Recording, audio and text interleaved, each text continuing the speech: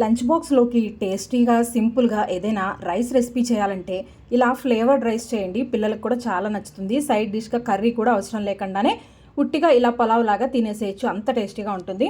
దీనికోసం మిక్సీ జార్లోకి ఉల్లిపాయలు, పచ్చిమిర్చి, కొత్తిమీర, పుదీనా, పచ్చి కొబ్బరి, అలాగే అల్లము, వెల్లుల్లి వీటన్నిటిని కూడా వేసుకుని మెత్తగా పేస్ట్ లాగా చేసుకోవాలి.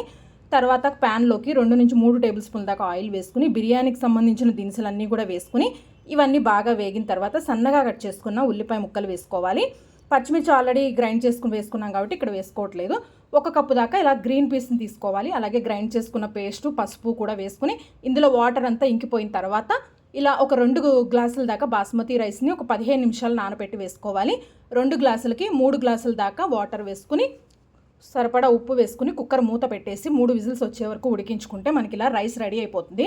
పచ్చి కొబ్బరి ఇవన్నీ వేసి మసాలా పేస్ట్ వేసుకున్నాం కాబట్టి టేస్ట్ చాలా బాగుంటుంది. ఫుల్ వీడియో నా ఛానల్లో ఉంది.